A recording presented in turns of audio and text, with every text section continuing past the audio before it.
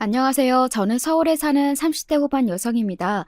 결혼을 한 지는 이제 3년 정도 되었고, 아직 아이는 없어요. 남편도 저도 이른 나이에 한 결혼은 아니다 보니 지금 다들 아이를 간절하게 기다리고는 있습니다. 병원을 주기적으로 다니는데 지금 남편 쪽에 문제가 있는 것 같다는 이야기를 들은 지 얼마 되지 않은 상태예요. 그동안 시어머니가 저를 참 많이 구박했거든요. 아이를 못 가지는 게 다 제 탓이라면서 말이죠. 여자는 나이를 먹으면 임신이 안 되는 게 당연한 게 아니냐고요. 요즘 같은 세상에 그런 게 어디 있느냐고 그런 말들은 많이 하지만 그래도 아직은 어른들은 그렇게 생각하는 경우가 많기는 하잖아요. 아직도 소식이 없는 게 말이 되니? 내일 모레면 너 마흔이다, 마흔. 이제는 진짜 가져야 한다고. 저도 아는데 일부러 안 가지는 게 아니잖아요. 아이고, 속도자. 내가 이래서 나이 많은 며느리 싫다고 그렇게 반대를 했던 건데 이런 얘가 뭐가 좋아서. 저한테 문제가 있는 게 아닐 수도 있는데. 무조건 여자 문제지. 네가 나이가 많잖아. 남편은 저와 동갑이었거든요. 우연히 동네 독서 모임에서 만나 연애를 하고 결혼했습니다. 둘 다 독서라는 취미를 가진 것도 그렇고 양쪽 집안의 외동딸, 외동아들이라는 것도 같았고 집안 형편이나 그리고 학벌 가지고 있는 직장의 수준 그런 것들이 정말로 비슷했어요. 그러다 보니 대화가 잘 통했습니다. 불같은 사랑을 한 건 아니었지만 남편과 있으면 마음이 편했어요. 남편도 그런 것 같았고 말이죠. 다만 한 가지 거슬렸던 게 남편이 조금 가부장적인 성향이 있는 것 같아 보이는 점. 이기는 했지만 제 앞에서 티를 많이 내지 않으려 노력한다는 점에서 그게 잘못됐다는 건 아는 것 같아서 그냥 넘겼던 기억이 있습니다. 그걸 그냥 넘겨서는 안 되었던 건데 말이죠. 연애 기간이 짧았기 때문에 더 깊은 속내나 다양한 모습들을 볼 수 없긴 했었습니다. 연애를 하고 4개월쯤 지났을 때 이미 양측에서는 결혼 이야기가 나오고 있었거든요. 저희 나이가 나이이니만큼 서두를 수밖에 없는 분위기기는 했어요. 아마 그게 또 하나의 실수였다고 지금은 그렇게 생각하고 있습니다. 연애도 좀 길게 해보고 하면서 상대의 성격이나 성향 같은 걸 조금 더 알아가는 시간이 필요했었던 것 같아요. 남편과 저는 서로에 대해서 너무 모르는 채로 결혼을 했으니까요. 그 결과 이 사달이 난 거라고 말이죠. 이제부터는 제 결혼이 파탄 직전까지 가게 된 그 이유와 상황에 관해 이야기해 드릴게요. 나름대로 흥미진진한 이야기니 마지막까지 함께 해주시면 감사하겠습니다. 시어머니는 처음부터 저를 마음에 들어하지 않기는 했습니다. 하지만 제 조건이 어디에 빠지는 조건이 아니기도 했고 게다가 남편도 나이가 있었기 때문에 그냥 서둘러 결혼하는 것을 선택한 거죠. 그러니까 결국 본인도 허락을 한 결혼이었어요. 나이가 많은 게 너무 흠이긴 해. 아무래도 아이를 생각하면 그런 생각이 들 수밖에 없다. 내가 이런 말 하는 거 기분 안 나쁘지? 안 나쁘겠냐고요. 사람 면전에 대놓고 그런 이야기를 하는데 당연히 기분이 나쁘죠. 하지만 저는 그냥 웃어 보였던 것 같아요. 당시에 이런 시어머니가 생기는 건 좀 아닌가 하는 생각을 하지 않은 건 아니었지만 약간 그런 거 아시나요? 거의 생각할 시간 없이 떠밀리듯 결혼을 준비하고 하고 그런 거 말입니다. 그리고 무엇보다 저희 엄마가 너무나 좋아하셨어요. 사람이 인물도 좋고 예의도 바르고. 그렇게 좋아? 당연히 좋지. 나는 네가 결혼을 안 할 건가 하고 포기하고 있었는데. 엄마가 이렇게까지 좋아할 줄은 몰랐네. 이제 나는 걱정 하나도 없다. 빨리 아기나 가져. 신혼생활 즐긴다 그런 소리 하지 말고. 알겠지? 아이, 뭐가 그렇게 급해. 네 나이가 급한 나이야. 그리고 그동안 충분히 즐기며 살았으니까 이제 엄마가 되는 삶도 한번 살아봐. 그리고 엄마도 손주를 무척이나 바라셨고요. 나이 많은 딸을 둔 엄마는 어쩔 수 없이 약자가 되는 모양이더라고요. 안 그런 것 같아도 결혼을 준비하는 모든 과정에서 엄마가 을, 시어머니가 갑처럼 느껴진다는 생각을 계속했었고 말입니다. 그런 상황에서 이 결혼을 다시 생각해 봐야겠다, 뭐 이런 말을 쉽사리 꺼낼 수 없었어요. 엄마가 너무 슬퍼할 게 눈에 뻔히 보였기 때문이었습니다. 혼수나 예단 같은 것도 시댁이 하자는 대로 다 맞춰서 했어요. 뭐 엄청나게 말도 안 되는 정도로 요구하신 건 아니었지만 그래도 무리해야 하는 정도이긴 했습니다. 하지만 두말 않고 했어요. 엄마가 그러고 싶어 하셨거든요. 그렇게 더 약자로 시작한 결혼은 어쩌면 시작 단추부터 잘못 끼운 게 아닐까 싶어요. 누구 하나 약자랄 거 없이 동등한 위치에서 하는 결혼이어야 했었는데 말입니다. 그렇게 첫 단추부터 잘못 끼워진 제 결혼 생활은 시작부터 그다지 순탄하지는 못했습니다. 오늘 집에 와서 청소 좀 하거라. 네? 제가요? 그러면 여기에 누가 더 있니? 내가 너한테 하는 말이지 누구한테 하는 말이겠니? 너는 가만 보면 좀 멍청해. 일이 있어서 그럴 수 없다고 말하면 세상 모든 일은 너만 하니? 어? 그 회사 좀 다니는 게 무슨 그렇게 대단한 일이라고 시어머니한테 유세를 부려? 아니, 그게 아니라 빠질 수 없는 중요한 일이라서 그래요. 나는 뭐 중요한 일이 아니니? 청소가요? 너무 어이가 없어서 그렇게 되물으면 빽 하고 소리를 지르고는 끊었습니다. 사실 저도 고분고분한 며느리가 아니기는 했어요. 시어머니는 저를 한번 길들여 보려고 했는데 마음처럼 그게 되지 않는 것 같으니 저에게 더더욱 심술을 부리셨고 말입니다. 하지만 그럼에도 저는 져줄 생각이 없었습니다. 그렇게 한두 번 지다 보면 언젠가 그 말을 다 들어줘야 하는 날이 올 거라는 걸 알고 있었거든요. 너는 어떻게 한 번을 그냥 순순히 내 말을 안 듣니? 어? 어머님이 너무 말도 안 되는 요구를 하시니까요. 내가 뭐가 그렇게 말도 안 되는 요구를 해? 회사에 중요한 미팅이 있다는데 와서 청소나 음식을 하라 하시질 않나. 저 출장 간다는데 갑자기 할 말이 있다고 오라고 하시질 않나. 그걸 제가 어떻게 들어드려요? 한 번쯤은 집에 중요한 일이 있다고 하고 회사를 빠지면 되는 거 아니냐? 중요한 일이에요? 정말 별 시답지 않은 이유로 사사건건 불러낸다는 걸 이미 저도 알고 시어머니도 알고 또 저도 알고 있다는 걸 시어머니도 알고 있었어요. 그런 제 말에 따로 다른 대답을 하지는 않았지만 굉장히 분해한다는 걸 알고 있었습니다. 지금 와서 생각해봐도 정말 어이가 없네요. 그게 왜 분한 건지 말이죠. 시어머니는 그날 이후로 저에 대한 공격이 더 심해졌습니다. 뭐 공격이라는 말이 조금 그럴 수 있기는 한데 그건 공격이라는 말 말고는 다른 말을 쓸 수가 없을 정도였어요. 병원은 갔니? 내일 가요. 너는 이렇게 급한 게 없니? 병원 내가 진작에 가보라고 했잖아. 그 병원이 유명한 병원이라 그런지 예약이 다 차 있어서 내일이 가장 빠른 날이었어요. 전화는 더 일찍 했죠. 너는 어떻게 한마디도 안 지니? 아니, 그게 제가 이겨먹으려고 한 말이었냐고요. 정말로 순전히 사실 아니냔 말입니다. 그런데 사실을 이야기한 것만으로도 저는 시어머니에게 말대꾸를 하는 며느리가 되었어요. 언제나 말이죠. 그래서 한 번은 말을 하지 않았던 적도 있습니다. 다음에는 갈비찜을 좀 하자. 네. 내일 파김치 담글 거니까 집에 와서 좀 돕고. 네. 너 지금 나한테 반항하니? 네? 그렇게 내내 거리기만 할 거면 너랑 나랑 대화를 왜 하니, 어? 제가 대답을 아예 안 한 것도 아니고 하기 싫고 왜 해야 하는지도 모르겠지만 또 화를 내실까 봐 꾹 참고 네네 한 건데 그거 가지고도 그렇게 토를 타시더군요. 정말 어느 장단에 맞춰야 할지 모르겠다는 생각을 시어머니를 만날 때마다 했던 것 같아요. 그러다 보니 당연히 시어머니를 만나는 일은 저에게 굉장한 스트레스가 되었습니다. 하루는 그 문제를 남편에게 이야기했던 적이 있어요. 제 편을 들어달라고 그랬던 게 아니라 남편도 이 문제를 알고 있어야 한다고 생각해서 이야기한 거였습니다. 물론 제 편을 들어야 한다고는 생각했어요.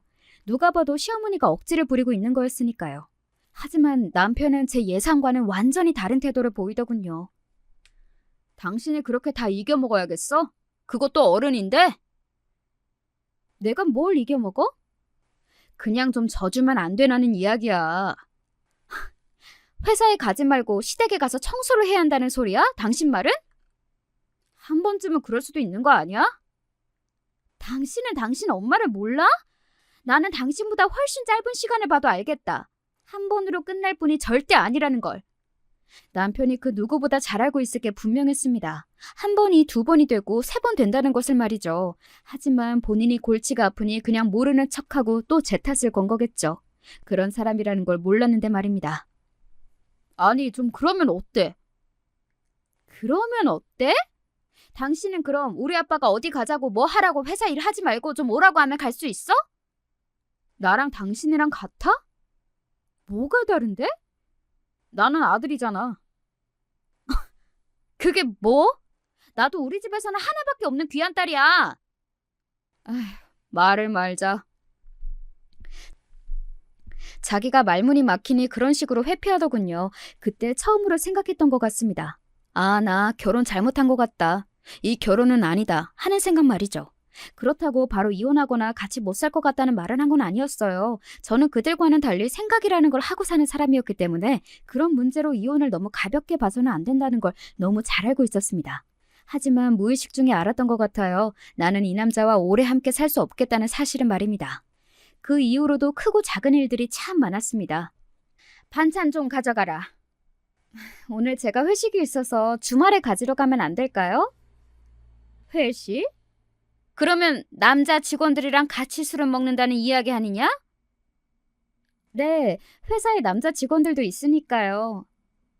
어디서 결혼한 여자가 다른 남자들이랑 술을 먹으러 다녀? 너 지금 제정신이냐? 제가 묻고 싶은 말이었어요. 지금 제정신으로 하시는 소리냐고 말이죠. 하지만 시어머니는 막무가내였습니다. 아마 이 대목에서 이 사연을 들으시는 많은 분들이 하나 궁금해하실 게 있으실 것 같습니다. 그러면서 회사를 그만두라는 소리는 왜 안 하냐 하는 건 말이죠. 시어머니는 그 누구보다 가부장적인 분이셨고 제가 일하는 걸 싫어하셨지만 그래도 그만두라는 말은 절대 못 하셨어요. 그 이유는 명확하고 단순했습니다. 바로 돈 때문이었어요. 시어머니는 돈을 굉장히 밝히는 사람이었거든요. 요즘 혼자 벌어서 되나요? 그리고 이 사람이 버는 월급이 저만큼은 되는데요. 너만큼 받는다고? 제가 왜? 저보다 연차가 높기도 하고요. 아무튼 그만두기에는 너무 아깝죠. 한번 그만뒀으면 하는 뜻을 넌지시 보이셨다가 남편에게 그 말을 듣고 나서는 그만두라는 말은 안 하셨거든요. 대신 이런 요구를 하시기 시작하셨습니다. 나 용돈 좀 다오. 지난주에 보내드린 걸로 아는데. 다 썼으니까 하는 말 아니겠니? 너는 말이 왜 그렇게 많니? 달라면 줄 것이지. 그리고 돈도 많이 번다는 얘가 시어머니 용돈을 그만큼밖에 안 줘? 어? 시어머니 용돈 안 주는 친구들도 많았어요. 저희야 뭐 결혼하기 전에 남편과 각자 얼마씩 시댁과 친정에 드리자 이렇게 이야기를 하고 드리고 있는 거였지만 그게 당연한 건 아니라고 생각했습니다. 그리고 그렇게 당당하게 용돈을 달라고 하는 걸 왜 저한테 전화해서 하냔 말입니다. 남편이 자기 자식인데요. 어머님이 용돈 좀 더 달라셔. 지난주에 안 드렸어? 다 쓰셨대. 남편은 고개를 갸웃하고서는 시어머니에게 바로 전화를 했습니다. 아마 남편 딴에는 그 돈을 벌써 다 썼다고 며느리에게 전화를 해서 더 달라고 하니 무슨 일이 있나 하는 걱정이 들었던 것 같아요. 하지만 시어머니는 무슨 일이 있는 게 아니었고 그냥 며느리에게 더 돈을 받아내고 싶었던 건데 말이죠. 너는 그걸 쪼르르 네 남편한테 이야기하니? 시어머니 용돈 더 주는 게 그렇게 싫어? 그냥 주면 되지 뭘 그렇게 말도 많고 유난을 떨어, 어? 그이한테 전화해서 달라고 하세요. 뭐?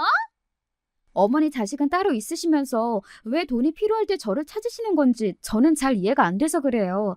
언제는 회사 그거 뭐가 그렇게 대단하냐 하시더니 제가 그 회사에서 받아오는 돈이라는 건 알고 계시는 거죠? 이 인연이 정말 한마디를 안 줘? 한마디도 안 진 건 절대 아니었습니다. 제가 사연을 쓰다 보니 저와 시어머니가 마찰이 있었던 경우만 쓰고 있어서 모든 말이 대꾸하는 것처럼 보이실 수도 있는데 대부분은 아무 말을 하지 않고 받아들였어요. 시어머니가 맞다고 생각해서 그런 게 아니라 그 뒤에 시끄럽게 소리를 지르는 시어머니의 모습을 보고 싶지 않아서 그랬던 거긴 하지만요.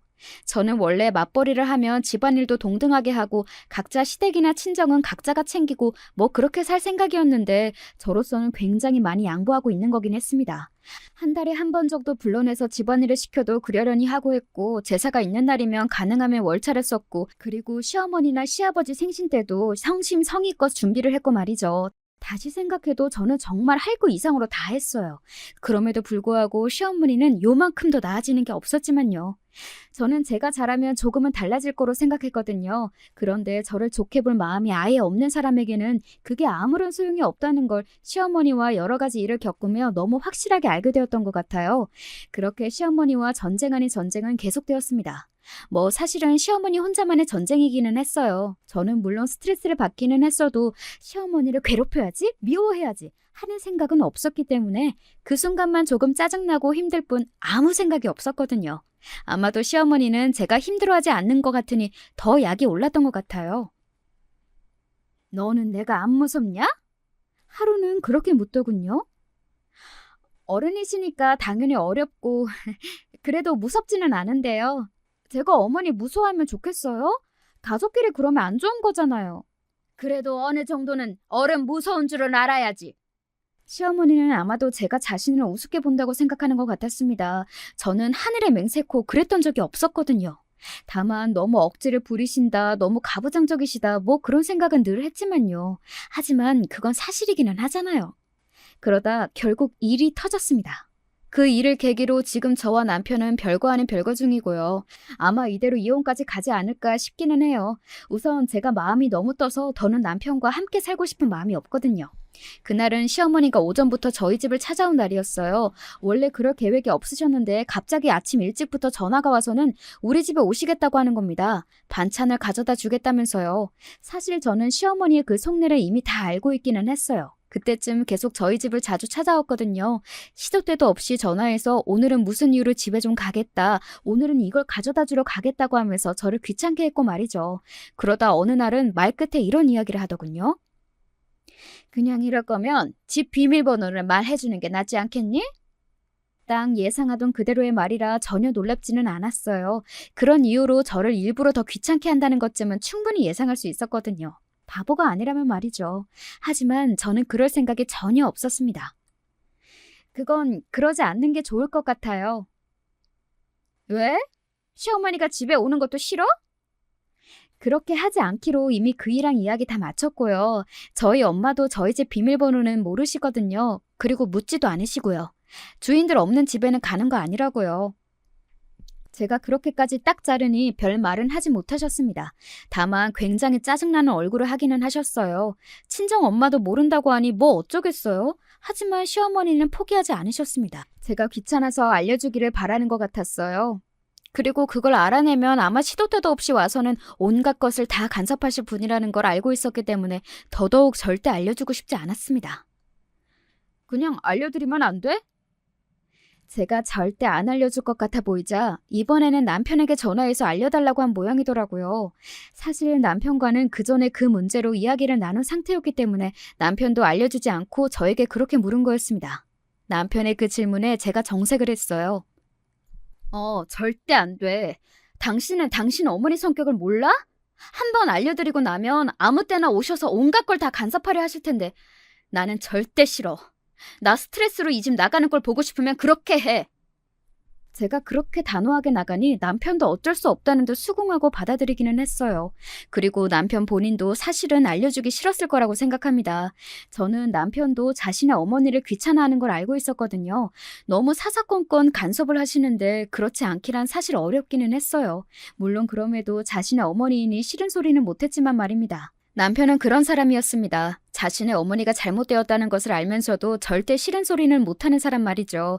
그래서 저에게 늘 당신이 한 번만 봐드리면 안 되냐, 당신이 한 번만 이해해주면 안 되냐, 양보하면 안 되냐 이런 말을 했고요.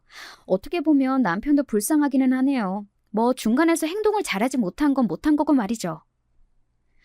그냥 비밀번호를 알려주면 얼마나 좋아? 이렇게 번거롭게 매번 안 물어봐도 되고. 왜 그렇게 고집을 부리는 건지 모르겠구나. 어? 반찬은 제가 시간 날 때 댁으로 가지고 가도 되는 거고요. 왜 매번 이렇게 번거롭게 본인이 직접 오세요? 라는 말을 하려다 삼켰습니다. 고집 한번 더럽게 세다 세. 이번에도 제가 알려줄 것 같지 않자 시어머니는 빈정이 상하게 확 보였습니다. 그러고는 갑자기 밭소 쪽으로 저벅저벅 걸어가시더니 밥솥을 확 열더군요. 왜 밥이 없냐? 저희 원래 아침 안 먹어요. 제 그 말에 시어머니의 표정이 갑자기 굳었습니다. 그러고는 인상을 팍 쓰더니 날카로워진 목소리로 저에게 물었어요. 뭐? 그게 무슨 소리야? 원래 아침을 안 먹는 게 어디 있어? 아시다시피 저희 두 사람은 둘 다 맞벌이를 하고 있었고 그리고 남편이 먼저 저에게 이야기했었거든요. 자기는 아침밥을 먹으면 속이 더부룩하고 또 졸리기도 해서 오전 업무 시간에 집중하지 못한다고요. 그래서 학창시절 때도 아침밥은 안 먹었다고 말이죠. 공부에 방해가 되어서요. 그이가 아침 먹으면 일하는데 졸려서 안 먹는다고 그래서 학교 다닐 때도 안 먹었다고 하던데요. 시어머니는 제 그 말에 멈칫했습니다. 아마 그 말이 맞을 겁니다. 그리고 그렇다면 시어머니는 그 사실은 모를 리 없을 것이고 말이죠. 순전히 저에게 뭔가 하나라도 트집을 잡기 위해서 시작한 말이었을 겁니다.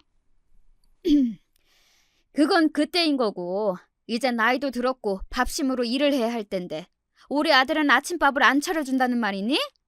말을 그렇게 했어도 네가 알아서 차렸어야지. 저도 출근해야 하고 정신이 없어서 물어보고 먹겠다고 하면 방법을 생각해 볼게요. 뭐? 방법을 생각해봐? 어쩌겠다는 말이야? 뭐 아침을 배달이라도 시키겠다는 말이니? 너는 그렇게 네 남편 아침밥을 차려주기가 싫니? 그놈의 밥 안 먹으면 죽는데요? 그리고 제가 집에서 살림만 하는 사람도 아니었고요. 너는 제대로 하는 게 대체 뭐냐? 임신도 못해. 남편 내조도 못해. 도대체 이런 걸 어디서 데리고 와서는 결혼을 한 거야? 아니 어머니, 저도 일을 하러 가고. 야! 시어머니가 버럭하고 다시 소리를 크게 질렀습니다. 아마 말이 길어지면 저에게 논리적으로 먹히지 않는다는 것 때문에 먼저 선수를 친 것도 있겠지만 매번 반박을 당하니 화가 난 것도 있을 겁니다. 하지만 시어머니는 그 이후로 해서는 안 되는 말과 해서는 안 되는 행동을 하셨어요. 거기까지 가서는 안 되었던 건데 말이죠. 네 애미가 그렇게 가르쳤어? 그따구로 가르치던? 부모님을 건드리기 시작한 겁니다. 저는 그건 해서는 안 되는 거라고 생각하거든요. 여기서 저희 엄마 이야기가 왜 나와요? 너 배워먹은 게 하도 없는 것 같아서 하는 말이다. 왜? 원래 자식이 못하면 부모가 욕먹는 거 몰라? 내가 안 봐도 화나다. 비디오야. 자식이라고 오냐 오냐고 그냥 내버려뒀으니 이렇게 애가 되먹지 못하게 자랐지. 제가 그 말을 듣고 인상을 팍 썼습니다. 그럴 수밖에 없는 말이잖아요. 너 지금 인상 썼니? 어? 인상 썼어? 어머니가 말도 안 되는 소리를 하시잖아요. 이렇게 막대 먹고 버릇도 없고 내가 너 같은 년을 며느리로 들인 게 천추의 한이다. 한! 어? 저한테 막 하시는 건 괜찮은데 저희 엄마한테 하신 말씀은 사과하세요. 뭐? 사과하시라고요. 어디서 이렇게 되먹지도 못한 년이? 시어머니는 그렇게 이야기하고서는 저에게 다가와 제 뺨을 올려쳤습니다. 정말 순식간에 일어난 일이기도 했지만 워낙 세게 맞아서 그런지 정신이 하나도 없어 멍한 기분이 들더군요. 순간적으로 지금 여기가 어디고 내가 뭘 하는 건지 그런 생각이 들 정도였으니 말입니다. 지금 이게 뭐 하는 짓이야? 그건 정말 예상하지 못했던 순간이기는 했습니다. 엄마와 남편이 우두커니 서서 저와 시어머니를 보고 있더군요. 남편이 앞에서 엄마와 만나서 집 안으로 들어온 겁니다. 그래서 그 장면을 목격을 하게 된 거고 말이죠. 우리 딸을 왜 때려? 이게 다 무슨 일이에요?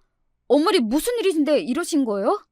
엄마와 남편이 물었습니다. 엄마는 이성이 끊어진 것 같아 보였고 남편도 상당히 당황한 것처럼 보이기는 했어요. 그리고 시어머니도 굉장히 당황한 것 같아 보였습니다. 거기서 무슨 이야기를 할 수 있겠냐고요. 자기 아들 아침밥을 안 차려준다고 뺨을 때렸다고 할 거냐고요.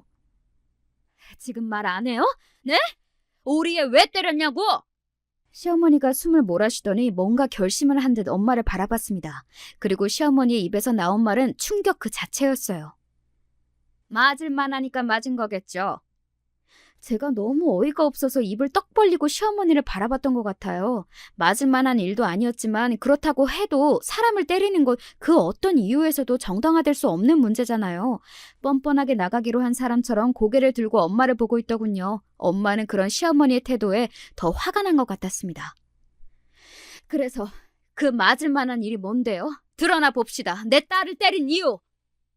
장모님 일단 진정을 하시고. 내가 지금 진정을 하게 생겼나? 어? 이 꼴을 보고도? 지금 우리 아들한테 소리 질렀어요? 고작 소리 지른 게 뭐요? 사돈 우리 딸을 때려놓고. 그러니까요. 본인은 저를 때려놓고서는 우리 엄마가 남편에게 큰 소리를 좀 냈다고 그렇게 화를 내는 게 어이가 없었습니다. 엄마의 그 말에 시어머니가 입을 다물더군요. 엄마는 저를 보며 물었습니다. 사돈은 이야기 안 해줄 것 같으니 네가 이야기해봐라. 너 무슨 잘못을 했길래 아침 대바람부터 뺨을 맞았어? 어? 그게 사실 거기에 대고 아침밥을 안 차려줬다고 맞았다라고 하기가 너무 마음이 그렇더라고요. 그런 이유로 제가 맞았다고 하면 엄마가 너무 속상하고 슬퍼할 게 뻔했기 때문이었습니다. 그래서 우물쭈물하고 있는데 엄마가 그런 제 모습을 보고 다시 한번 소리를 버럭 질렀어요. 저도 사실 그렇게까지 화가 난 엄마의 모습은 처음 보기는 했습니다. 어서 말 안 해? 그게 아침밥 때문에. 뭐? 아침? 엄마가 어이가 없다는 듯 순간 멍한 얼굴이 되었습니다. 왜 아니겠어요. 아침밥 때문에 딸내미가 시어머니에게 뺨을 맞았다는데 말입니다. 그 모습을 가만히 보고 있던 시어머니가 재빨리 나섰습니다. 본인이 생각해도 그건 너무 말도 안 되는 이유기는 했나 보죠. 꼭 그것 때문만은 아니고 그간 얘가 나한테 버릇없이 했던 것들이 다 누적이 된 거죠. 그때였어요. 남편이 조용히 이 이야기를 했습니다. 근데 나 원래 아침 안 먹는 거 어머니도 아시잖아요. 하는 말 말입니다. 그 순간 저는 저도 모르게 웃음이 나올 뻔했고 시어머니의 표정은 사정없이 구겨졌어요. 자신의 아들이 그런 말을 한 거니 그걸 뭐라 할 수도 없고 말입니다. 그러니까 지금 먹지도 않는 아침밥을 안 차렸다고 우리 딸을 때리신 거라는 거죠? 그니까 그뿐만 아니라 그동안이고 나발이고 일부러 우리 애 때리려고 핑계 맞는 거 맞잖아요, 그럼. 엄마는 그렇게 소리를 버럭 지른 다음 저를 바라보고 이렇게 말했습니다. 짐 싸. 어? 집에 가게 짐 싸. 이제 여긴 네 집 아니야. 장모님. 자네는 중간에서 자네 어머니가 저렇게 유난을 떨고 난리를 칠 동안 뭐 했나? 어? 내가 몰랐으면 모를까. 나는 이런 집안에 내 딸 더 이상 못 두니까 그런 줄 알게. 조만간 이혼 서류 보낼 테니 도장 찍고. 남편은 엄청나게 당황해 어찌할 바를 모르는 듯 굴더군요. 그리고 시어머니는 그런 저와 엄마의 모습을 잠시 멍한 얼굴로 바라보다가 이내 팔짱을 꼈습니다. 그리고 얼굴을 치켜들고는 이렇게 말하더군요. 그러면 누가 겁내요? 어? 나도 이런 며느리 싫어. 나야말로 반갑네. 뭘 기다려요? 당장 서류 가지고 오세요. 당장 도장 찍어줄 테니까. 어머니 왜 그러세요? 너는 조용히 못해? 엄마가 그런 시어머니를 가만히 보더니 픽 하고는 웃었습니다. 그러고는 이렇게 이야기했어요. 엄마의 그 말에 시어머니의 안색이 눈에 띄게 굳었습니다. 이혼 서류는 당신 아들한테 보내는 거고 당신한테는 다른 거 보낼 건데? 우리 딸 괴롭히고 폭행한 거에 대한 피해 보상을 받아야겠으니까. 뭐래요? 당신 고소할 거라고, 폭행으로. 시어머니는 눈에 띄게 당황해하는 게 눈으로 보였습니다. 엄마는 그런 시어머니를 비웃듯 보고 웃다가 이렇게 말했어요. 내가 당신 가만 안 둬. 내 딸 앞에 무릎 꿇고 빌게 할 거야. 알아? 그리고 제 손을 붙잡고 그 집을 나왔습니다. 그리고 저는 그날 이후로 지금까지 친정에서 지내고 있습니다. 이혼했냐고요? 물론 서류는 남편에게 보냈어요. 하지만 아직 남편이 도장을 찍어주지 않았습니다. 남편은 이혼을 받아들이려 하지 않았거든요. 중간에서 시어머니만 우스운 꼴이 된 거죠. 저 같은 며느리 필요 없으니 당장 서류 가지고 오라고 하셨는데 말입니다. 내가 이제는 중간에서 잘할게. 나는 당신이랑 이혼하기 싫어. 중간에서 잘한다는 말은 어머니는 나에게 아직 사과할 마음도 없고 앞으로도 그렇게 할 것 같다는 말이잖아? 그렇잖아요. 찾아와서는 앞으로 그러지 않겠다고 하는 것도 아니고 말입니다. 사과하러 와서 정말 진지하게 잘못했다고 해도 돌아갈 생각이 없었는데 그럴 마음도 없어 보이는 것에 더 화가 많이 났던 것 같아요. 그래서 시어머니에게 하려고 했던 소송도 진행을 하기로 했습니다. 그리고 얼마 지나지 않아서 그 소식은 시어머니 귀에도 들어간 것 같았고요. 전화가 와서는 만나자고 하더군요. 나를 고소하면 정말 끝장나는 거 알지? 너는 이제 절대 내 아들이랑 다시 같이 못 살아. 어느 아들이 자기 엄마를 고소한 여자랑 살아? 시어머니의 그 말에 저도 모르게 웃음이 나왔던 것 같아요. 시어머니는 그런 저를 보고 인상을 확 찌푸렸습니다. 웃어? 저는 어머님이랑 다시 고부간으로 지낼 마음이 없는데요. 뭐?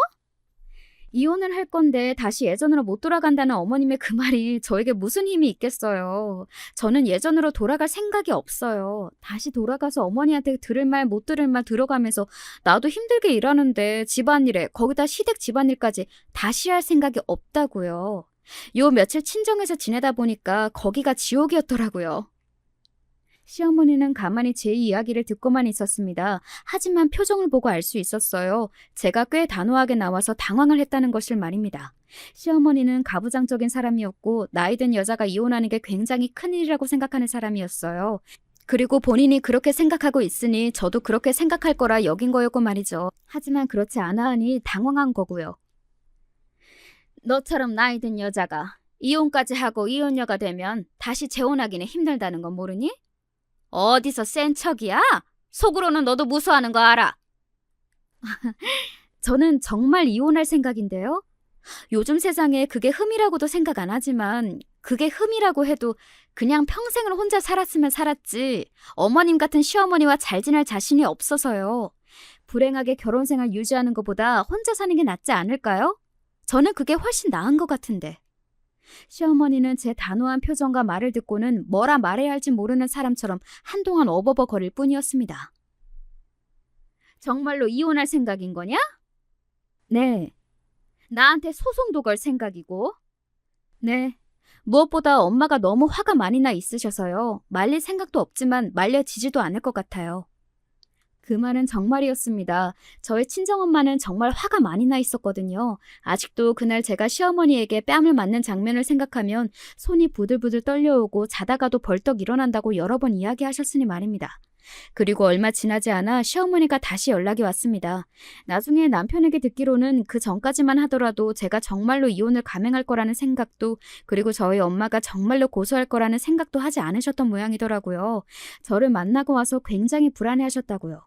그 자리는 엄마와 함께 나갔습니다. 시어머니가 사과를 한다면 저도 받아야겠지만 엄마도 받아야 한다고 생각했거든요. 그날은 미안했다. 사부인도 그날 죄송했습니다. 다시는 그런 일 없을 테니까 사과 받아주고 다시 집으로 들어오거라. 응? 말은 그렇게 했지만 시어머니의 태도는 아직 어딘가 정말 진심으로 사과하고 반성을 하는 사람의 모습은 아닌 것으로 보이기는 했습니다. 엄마도 그런 걸 느낀 것 같더라고요. 시어머니를 가만히 보던 엄마가 물었습니다. 뭘 잘못하셨는데요? 그날 일 말입니다. 엄마의 그 질문에 시어머니는 약간 이를 악무는 것 같이 느껴졌어요. 그리고 저는 생각했습니다. 시어머니가 잘못한 건 그날일 뿐만이 아닐 텐데 콕 집어서 그날 일만 이야기하는 게 어딘가 기분이 나쁘다고 말이죠. 그날이요? 그래, 그날 일. 어머님이 저한테 잘못하신 건 그날일 뿐만이 아니잖아요. 제 그 말에 시어머니의 미간이 찌푸려지는 게 보였습니다. 본인이 적당히 사과하면 제가 또 냉큼 그 사과를 받을 줄 알았나 보죠. 그동안 몇 번이나 나는 아쉬울 게 없다고 이야기했었는데 그걸 진심으로 들은 게 아닌 건지, 아니면 아직도 자존심을 못 죽인 건지 말입니다. 꼭 그걸 하나하나 다 따지고 들어야겠니? 사과하러 오신 거 아닌 것 같은데요? 뭐? 잘못을 인정하고 진심으로 사과하시는 분의 태도라고 저는 전혀 느껴지지 않아서요. 사과하러 온 것만으로도 대단하다고 생각해야 하는 거 아니니? 어머님이 잘못하신 건데 그게 뭐가 대단해요? 당연한 걸 하는 거 아니세요? 시어머니는 그런 제 말에 입을 앙다문 채 아무 말이 없더군요. 제가 이렇게 나올 줄은 몰랐나 보더라고요. 그냥 사과를 하면 아이고 어머님이 저한테 사과를 다 해주시고 이렇게 받아들일 줄 알았나 봐요. 기어코 이혼을 하고 나한테도 소송을 걸겠다는 말이니? 저는 처음부터 그럴 생각으로 그날 그렇게 나온 거라니까요. 제가 그냥 하는 말인 줄 아셨어요? 너는 겁도 안 나니? 여자 혼자 사는 게? 어머니 며느리로 살 날들이 더 겁나는데요. 그 말은 정말 진심이었습니다. 저는 시어머니의 며느리로 더 살아갈 생각만 하면 자다가도 벌떡 일어날 지경이었어요. 얼마나 노이로자가 되었으면 그랬을까요? 아마 이 정도의 말만 들으셔도 저의 시어머니가 어느 정도인지는 다 아실 수 있을 겁니다. 내가 안 되겠어요. 가만히 듣고 있던 엄마가 나섰습니다. 시어머니가 그런 엄마를 무슨 말을 하냐는 듯 바라봤어요. 우리 딸이 거기 며느리로 계속 사는 꼴 절대 못 봐. 내 눈에 흙이 들어가도 못 본다고. 알겠어? 네 딸이 이혼녀가 돼도 좋다는 말이야? 네 며느리로 사는 것보단 나아. 야! 왜? 시어머니가 벌떡 일어나서 그대로 커피를 엄마의 얼굴에 부었습니다. 그리고 엄마도 마찬가지로 자신의 앞에 있던 커피를 시어머니에게 뿌렸어요. 지금 와서 하는 생각인데 시어머니는 아메리카노를 엄마한테 뿌렸고 엄마는 달달한 라떼였거든요. 그러니 저희 엄마가 이긴 거라고 생각이 드네요. 아무튼 그렇게 경찰까지 출동하고 나서야 사태가 종료되었어요. 어머니, 나는 더 이상 이런 애 며느리로 못 둔다. 그리고 이런 격 떨어지는 집안이랑도 사돈 못해. 누가 할 소리를 하는 거야 지금? 어머님들 그만하세요. 여기 경찰서입니다.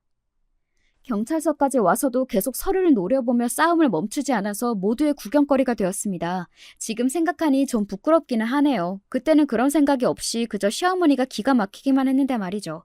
저희 쪽 변호사가 경찰서로 와서 커피를 누가 먼저 부었는지 그런 것들을 확인했어요. 그리고 저희는 경찰서로 나올 수 있었습니다. 대리인이 대신 남았으니까요. 그렇게 저와 남편은 이혼 소송 중이에요. 남편은 끝까지 이혼만은 하지 못하겠다고 했거든요. 시어머니는 그런 남편의 태도에 섭섭해했다고 들었습니다. 아들이 본인 편을 들고 저에게 큰 소리라도 칠 줄 알았나 보죠. 어머니랑 연을 끊으라고 하면 그렇게 할게. 어머니가 그러겠대? 아니, 그러겠다고는 안 하셨는데. 당신은 어머님이랑 연 못 끊어. 그리고 어머님도 그렇게 당신 내버려 두실 분이 아니고. 그냥 깔끔하게 우리 둘이 헤어지자. 남편은 그럼에도 이혼을 할 수는 없다고 버티고 있지만 말입니다. 그리고 엄마와 저는 굉장한 소식 하나를 더 들을 수 있었어요. 시어머니가 저희 엄마와 저에 대해서 굉장히 안 좋은 소문들을 퍼뜨리고 다닌다는 소식이었습니다. 아마도 저희 모녀의 평판을 떨어뜨려서 자신의 소송을 유리하게 진행해 보려고 생각하는 것 같다는 이야기를 변호사에게 들을 수 있었어요. 물론 너무 허술해서 그런 증거들까지 다 남기고 있었지만 말입니다. 그래서 저희는 모욕죄까지 더했습니다. 소송을 하나 더 걸었어요. 그리고 그 소식은 머지않아 시어머니에게 다시 들어갔고 시어머니는 또다시 저를 찾아오셨고 말이죠. 네가 정말 미쳤구나. 소송을 하나를 더 걸어? 그러게 왜 주변에 그런 말을 하고 다니셨어요? 무슨 말? 모녀 사기꾼이라는 등 사실은 우리 집 돈도 훔쳤다는 등 하면서 헛소문 퍼뜨리고 다니셨잖아요? 제 그 말에 시어머니는 멈칫하기는 하더군요. 내가 그랬단 증거 있어? 있으니 소송을 준비하는 거겠죠? 제 그 대답에 실시간으로 표정이 굳어가는 시어머니 얼굴이 정말 우스웠습니다. 그렇게 금방 들통인 날짓을 대체 왜 하느냐고요. 멍청해도 정도가 있는 거라는 생각이 들더군요. 그리고 남편이 찾아왔습니다. 남편은 이제 포기를 한 듯했어요. 더 이상 이 관계는 다시 붙일 수 없다고 생각하는 것 같았습니다. 뭐 실제로 그렇기도 했고요. 이혼하자. 내가 위자료든 재산 분할이든 해달라는 대로 다 해줄게. 어머님이 그러라고 하셔? 지금 상황에서는 그런 말 못하시지. 마음에 안 드셔도. 보통은 그게 일반적이기는 하지만 시어머니는 일반적인 분이 아니기는 하셨으니까요. 하지만 남편은 이제는 더 이상 다른 말을 하지 못하실 거라고 하더군요. 그렇게 저와 남편은 이혼을 했습니다. 이혼을 하고 합의금과 위자료를 달라는 대로 주겠다는 조건으로 시어머니에게 걸었던 소송도 다 취하했어요. 사실 그러고 싶지는 않았는데 그간 남편과의 정이 있으니 엄마에게도 그냥 그러자고 했습니다. 그 사람과 더 얽히고 싶지 않은 것도 있었고요. 그렇게 저와 남편의 관계는 모두 정리가 되었습니다. 그리고 얼마 뒤에 시어머니의 소식을 하나 들을 수 있었어요. 자기, 전 시어머니 이야기 들었어? 무슨 이야기요? 새며느리 보고 싶다고 유난이라는 유난을 다 떨고 다니는 모양이던데 재산은 얼마나 있어야 하고 얼굴은 어떻고 키는 어떻고 그리고 나이에 정말 깐깐하게 다 말하고 다닌다고. 그런 게 아무리 생각해도 나는 그 기준이 자기인 것 같아. 그게 무슨 말씀이세요? 자기보다 나아야 한다는 거지. 자기보다 어리고 돈 많이 벌고 예쁘고 그런 거. 아직도 저를 놓지 못하고 그러시고 다니는 모양이었습니다. 그러다가 상대방 쪽 사람에게 별 대단한 집안도 아니면서 더럽게 따지고 든다고 한 소리를 듣고서는 그 상대방과도 머리채를 잡고 싸웠다고 말이죠. 그런 일까지 있었으면서 아직도 그놈의 좋은 며느리를 포기하지 못하시는 걸로 봐서는 아마 시어머니는 평생 돌아가실 때까지 저렇게 사시지 않을까 싶어요. 언젠가 한 번은 남편이 저에게 이런 말을 한 적이 있거든요. 나는 이제 결혼 안 할 거야. 어머님 때문에? 어머님은 변하실 것 같지 않고 나는 이 일을 다시 겪을 생각이 없으니까. 그니까 당신이 이긴 거야, 우리 어머니한테. 뭐 시어머니를 이겨먹기 위해 시작한 건 아니기는 했지만 그 말을 들으니 체중이 조금 내려가는 듯 싶기는 하더라고요. 그리고 남편이 그런 생각을 하는 줄도 모르고 지금도 계속 그놈의 잘난 새며느리를 포기하지 못하는 시어머니도 우스웠고요. 사연을 마무리할 때쯤 되니 예전에 있었던 일이 하나가 더 생각이 나네요. 언젠가 시어머니가 저에게 이런 말을 했던 적이 있어요. 너만 아니었어도 나는 더 좋은 며느리 얻었다. 그거 알고 너는 평생 감사하며 살아. 알겠어? 그때는 그냥 참고 넘겼는데 그리고 진심이라고는 생각 안 했거든요. 저를 기를 죽이려고 하는 거거나 기분을 상하게 하려고 더 일부러 그렇게 말하는 거라고 그때는 그렇게 생각했었는데 지금에 와서야 그게 정말 시어머니의 진심이라는 걸 알게 된 것 같아요. 참 답이 없는 사람이라는 생각이 다시금 들었던 것 같습니다. 새 며느리 들여봐야 똑같은 이유로 나갈 텐데 들여서 뭐해? 물론 소문 그렇게 난 집에 딸 주는 멍청한 여자도 없겠지만 엄마 말대로 시어머니의 그 행패 아닌 행패는 아는 사람들 사이에서 소문이 다 나 있는 상황이기는 했거든요. 그런 집안에 갈 미친 여자가 어디 있냔 말이죠. 게다가 시어머니의 마음에 차는 여자면 더더욱이요. 아마 정말로 저렇게 평생을 사실 거예요. 자신 때문에 더 이상 결혼은 하지 않겠다는 아들과 이미 소문이 날 대로 나서 그 누구도 자신의 딸을 소개해주지 않으려 하는 것도 모르는 채 말입니다. 그게 저는 최고의 복수라고 생각합니다. 사실 남편과 이혼 도장을 찍을 때만 하더라도 정말 진절머리가 나서 이제 다시는 결혼, 재혼 이런 건 생각도 하고 싶지 않았는데 그래도 시간이 조금 지났다고 상처가 치유되었는지 좋은 사람만 있다면 그렇게 마음을 닫아놓을 건 또 아니라는 생각이 들기는 하더라고요. 지금 당장은 아니더라도 말입니다. 저는 이제 그만 사연을 줄여야 할 것 같습니다. 이런 결말이 날 거라고 단 한 번도 생각해보지 않았던 결혼이었어요. 저는 잘 살 줄 알았거든요. 뭐 다들 그렇게 생각하고 결혼을 하겠지만 말이죠. 마지막까지 제 사연 들어주셔서 감사합니다. 늘 건강하세요.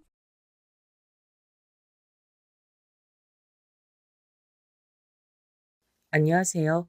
저는 중년 나이의 여자고요. 사연에 빠지다 채널을 그동안 너무 잘 들어왔는데 제 얘기도 한번 신청해 볼 수 있을까 해서 고민 끝에 사연으로 보내봅니다.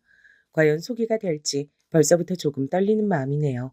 제가 사연을 들을 때마다 매번 생각한 점인데요. 사람마다 정말 각양각색의 인생을 살아가지만 출발점은 다 동일하게 가족이란 것입니다. 태어나고 자란 가정에 따라 많은 것이 좌지우지 되는 것만 같아요. 그런 면에서 전 인자하신 친정엄마를 두었으니 운이 좋은 사람이라고 할 수 있겠습니다.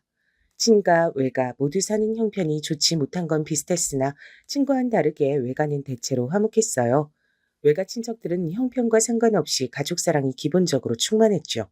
저는 외할머니께서 옛날 분이심에도 불구하고 외숙모께 시집살이를 시키셨다는 걸 얘기조차 들어본 적이 없고요.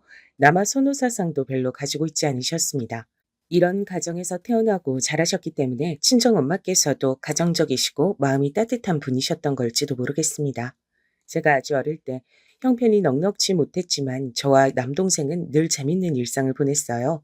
친정엄마께선 동네 길바닥에 굴러다니는 나뭇가지 몇 개로도 기발한 장난감을 만들어주시곤 했거든요. 그리고 온 동네를 천방직축으로 쏘다니느라 옷이 더러워지고 신발이 망가져도 엄마께선 결코 이런 것 때문에 자식들을 구박하시는 법이 없었습니다. 윤정이, 윤석이, 너희들도 옷 소매며 바짓단 죄다 이렇게 망쳐놨어?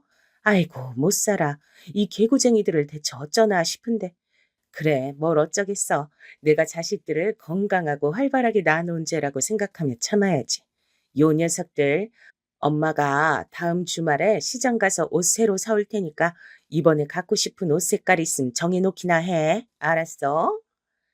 저와 남동생을 혼내시는 신용만 하셨다가 금세 배시시 웃으시며 되려 가끔은 칭찬을 해주셨습니다. 그래서 전 기죽지 않고 자라날 수 있었던 듯 싶네요. 형편이 어려웠음에도 자라나는 동안 친정엄마의 사랑 덕분에 초라해지지 않을 수 있었어요. 그러던 어느 날 엄마의 말씀에 제가 깜짝 놀랐었죠. 왜냐면 공장에 나가신다고 하셨거든요. 그 이전까진 동네 아주머니들과 자그마한 부업 일을 해가면서 지내셨습니다. 그런데 정식으로 직장을 구하시다니 그것도 바쁘고 힘들기로 지역에서 나름 정평이 났던 공장이라니 전 갑작스러운 소식에 당황스러웠지만 어째서 엄마께서 공장에 들어가기로 하셨는지 그 이유가 금세 짐작 같았듯 싶어요. 제 생일날 엄마께서 미역국을 끓여주셨을 때 아버지께선 이렇게 비웃으셨거든요. 뭐야, 생일이야? 벌써? 참나, 대체 뭐 한 게 있다고 날짜가 벌써 이렇게 됐나 몰라. 딸 자식 생일 축하나 해줄 판국인지 아닌지도 모르겠다. 미역국을 한가롭게 처먹어도 되는지 아닌지 나한테 대답이나 해줘라. 이 빌어먹을 세상아. 원래도 친정엄마에 비해 살갑거나 다정하거나 그러지 못하셨던 분이셨어요. 제가 점점 커가면서 엄만 왜 아버지랑 결혼하셨을까 싶었을 따름이었으니까요. 하지만 아주 인정 없이 구는 분은 아니었는데 굉장히 냉소적으로 변해가고 계셨습니다. 제가 생일 선물로 받은 구두가 반질반질하게 빛나는 것을 보고는 최소 10년은 아껴 신어라 툴툴거리셨죠. 어린이 신발을 어떻게 10년 신나요? 그만큼 아끼고 살란 뜻이었습니다. 그런 선물이나 받을 때가 아니니까 정신 차리라는 차가운 눈치를 주시는 것이기도 하셨고요. 그로부터 몇 달 전에 아버지께선 실직을 하신 바 있었습니다. 그래서 당신의 지인분들께 사정해가며 이런저런 일들을 하고 계시던 중이었죠. 실직 당시엔 저나 남동생에게 말씀을 안 해주셔서 몰랐다가 서서히 알게 된 사실이었습니다. 아버지께선 실직 이후로 계속 사람이 변해가셨어요. 특히 자존심을 무척 상해하셨습니다. 내가 대관절 왜 이러고 살아야 돼? 나 이 지철이는 이러고 살 인물이 아닌데. 미치겠다. 분해서 미치겠고 속이 터져 죽겠구만. 이놈의 세상이 잘못 돌아가고 있는 게 틀림없어. 지금 당신은 그깟 자존심이 문제예요? 남한테 아쉬운 소리 해가면서 돈을 벌어야 하는 사실이 난 왜 그렇게까지 당신 자존심 건드린다는 건지 모르겠네. 당신은 자꾸만 스스로를 높게 평가하려는 게 있어요. 제발 그런 것 좀 내려놓고 살아요. 자식들 생각도 하고 살아야죠. 혼자만 좋은 부모인 척하고 싶나 본데 나라고 해서 자식들 앞에 부끄러운 아버지가 되고 싶은 줄 알아? 폼나는 가장 노릇 안 해보고 싶은 줄 아냐고. 저 자식 위하는 사람이니까 내가 지금 어떻게든 아등바등거리고 있는 건데 내 노력을 우습게 할지 마. 그리고 나는 절대 이렇게 살 인물이 아니니까 어디 한번 두고 보자고. 부모님께선 아무 소득이 없는 언쟁을 종종 벌이시곤 하셨죠. 그게 다 아버지의 실직 이후부터였습니다. 엄마께서 마음을 다잡으라며 몇 번이고 간절한 말씀을 아버지께 드리곤 하셨지만 별로 소용이 없었어요. 사람의 마음가짐이 그러한데 어떻게 겉으로 표가 안 날 수 있겠나요? 처음엔 아버지를 좋은 마음으로 도와주고자 하셨던 지인분들도 점차 거리를 두기 시작했던 겁니다. 고마워할 줄 알기는커녕 적반하장으로 태도가 불퉁한 아버지에게 다들 실망을 느끼셨던 거죠. 시간이 갈수록 아버지께선 자식들보다 술병들을 가까이 두시는 분이 되셨고 걸핏하면 실직당한 회사의 욕이나 당신의 지인분들 험담을 몇 시간 내리넘게 늘어놓으셨습니다. 나에게 이런 모욕들을 줘? 그냥 내가 찾아가서 불 지르고 나도 그냥 이 세상 미련 없이 떠나련다. 술주정은 무섭게 느껴지기만 했습니다. 제발 그만 좀 하라며 엄마께서 말리시는 날은 분위기가 더 험악했죠.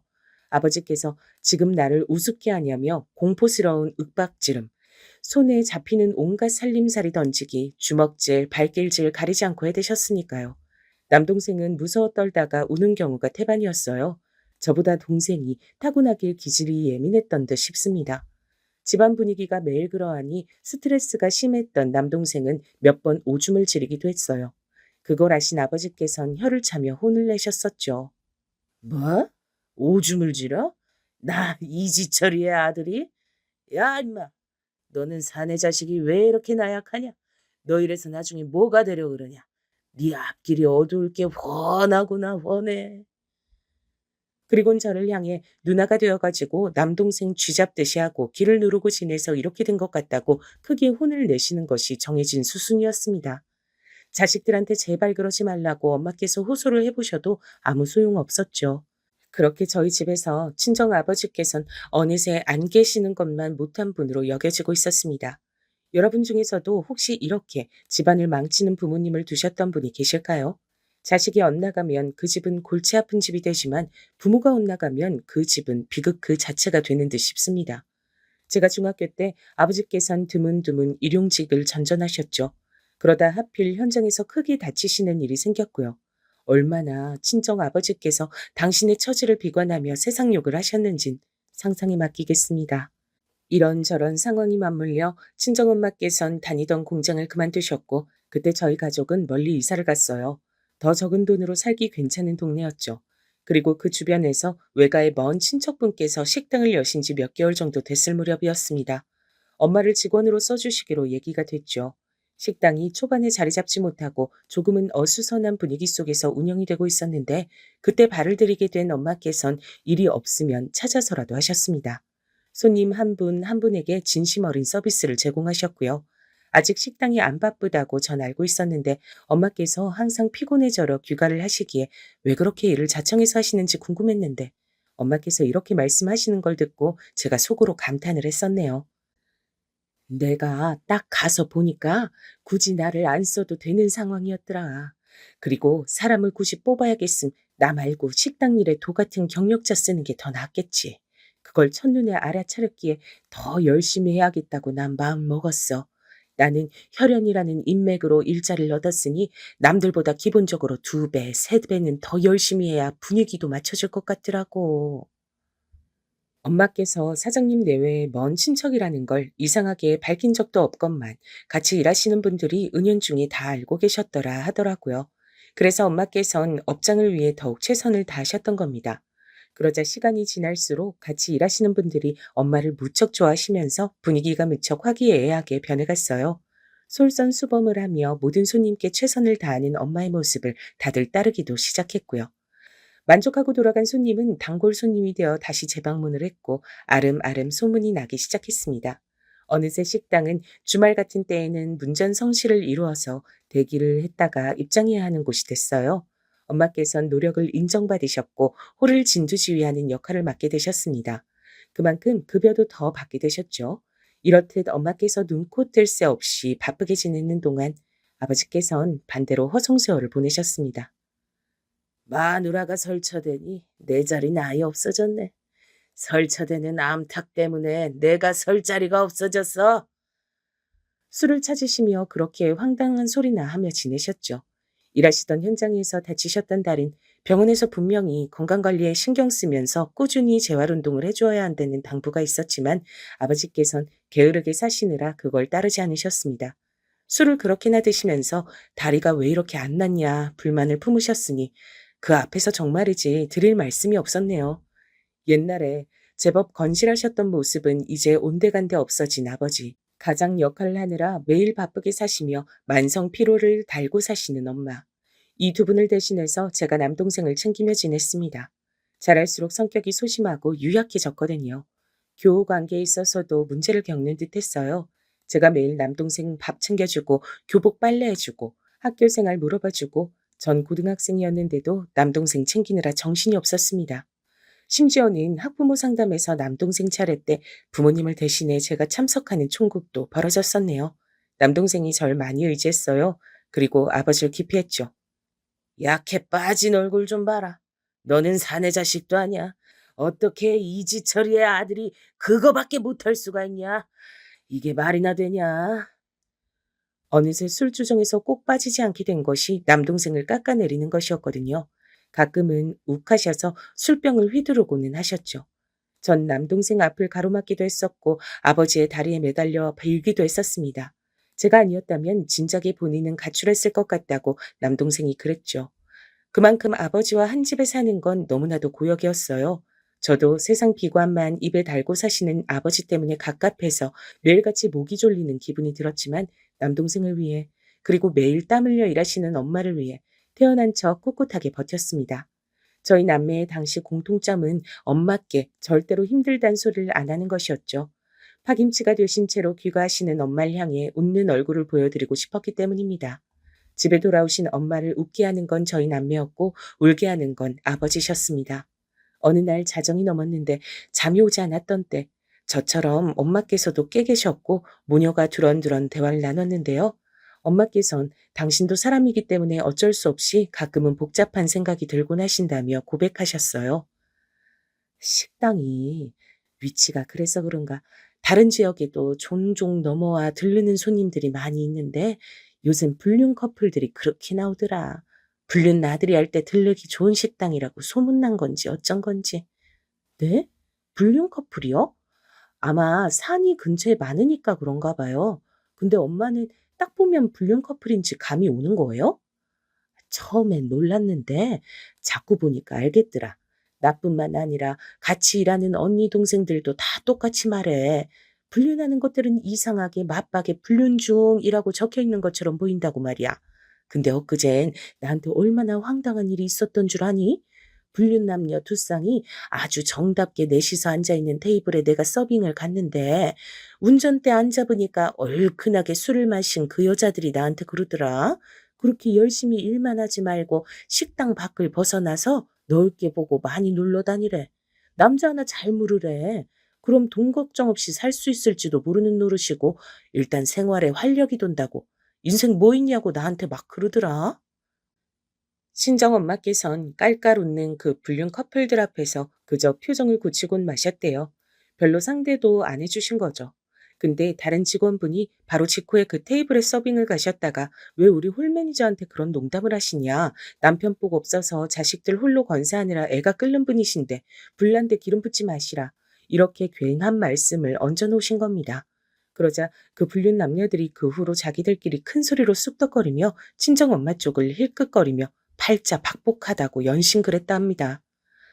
아휴, 그러거나 말거나 불륜하는 이상한 사람들이 떠드는 소리 한 귀로 듣고 흘려버림 될 일인데 갑자기 내 귀에 이런 소리가 딱 꽂히는 거야.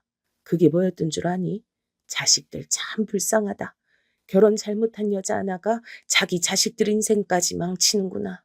바로 이거였어. 거기까지 말씀하시곤 친정엄마께선 울컥 차오른 숨을 삼키시며 얼른 주무시러 가보셨죠. 제 앞에서 보이고 싶지 않은 모습을 얼른 숨기신 거죠. 이틀 뒤 엄마께선 저에게 그때 새벽에 내가 실언했다고 하셨고 전 기억도 안 난다며 태어난 척 굴었으나 제 가슴에 그 내용은 이미 박힌 뒤였습니다. 처자식보다 술을 아끼시는 아버지께선 어느새 자격지심으로 똘똘 뭉쳐 계셨고 만만한 남동생에게 화풀이를 하시는 걸로 하루를 연명하셨으며 밖에 나가 돈을 벌어오는 여자는 남자의 자존심을 망쳐놓는다는 황당한 논리로 엄마를 원망하셨습니다. 저는 제가 빨리 성인이 될 때만 기다렸어요. 대학을 안 갈까도 싶었으나 엄마께서 극구 반대를 하시는 바람에 진학은 했습니다. 대학 다니며 틈틈이 알바를 했고 여전히 집안일, 아버지의 수발과 남동생 관리는 저의 몫이었죠. 대학 졸업할 때 드디어 숨통이 트이는 기분이 들었습니다. 아버지를 제외한 세 식구만 오붓하게 사이좋게 잘 살면 될 것 같았어요. 근데 신의 농간처럼 제가 취직하자마자 아버지께서 심근경색으로 쓰러지셨습니다. 그날도 술을 사러 집을 나서셨다. 가슴을 부여잡고 고통을 느끼신 뒤 그렇게 되신 거죠. 심장은 물론이고 간도 다 망가져 있었어요. 병원에 실려가신 아버지께선 영영 퇴원하시 못하신 채 2달 뒤 세상을 뜨셨습니다. 일련의 과정들이 너무나도 순식간에 벌어져 눈으로 쫓을 새도 없이 휙휙 지나가 버렸죠. 미치도록 허무했습니다. 고작 이런 끝이라니. 갑자기 인생 자체가 너무 허망한 것으로 느껴지더군요. 내내 아버지의 존재에 깊은 애증을 품고 있던 남동생은 심적으로 너무 크게 방황을 해서 급하게 대학에 휴학계를 내고 쉬어야 했습니다. 가장 괜찮아 보였던 인물은 남겨진 저희 세 가족 중에 엄마셨죠. 이렇게 떠날 사람이었다니. 사람의 앞날과 운명은 결코 예측할 수 없는 법이란 생각이 드네. 이렇듯 허망하게 떠날 거, 오래오래 천수도 누리시지도 못할 거, 왜 그렇게 가슴속에 부정적이고 나쁜 감정들만 품다 떠나셨는지. 인간 대 인간으로서 그 인생이 참 안타깝게 느껴져. 허심탄회하게 말씀하신 엄마를 보며 전 의지가 됐습니다. 엄마만 계시다면 그 어떤 미래가 펼쳐져도 의연하게 이겨낼 수 있을 것만 같았어요. 저희 남매가 세상에 태어났을 때부터 늘 한결같으셨던 분이었습니다. 힘들고 괴로울 수밖에 없는 순간들이 찾아와도 늘 따스한 마음씨를 잃지 않으셨던 분이었고요. 남동생이 얼른 마음을 다잡기만을 기다리면 될 것 같았어요.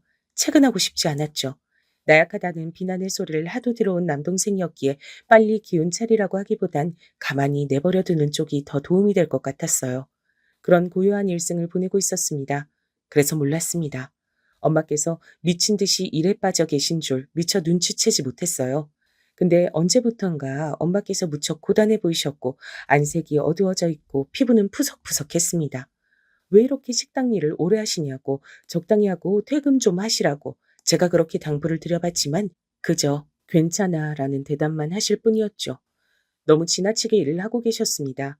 오죽하면 제가 식당에 들어봤을 때 직원분들이 다들 저를 잡고 엄마 좀 살펴라고 하셨습니다. 제 심장이 철렁 내려앉았어요.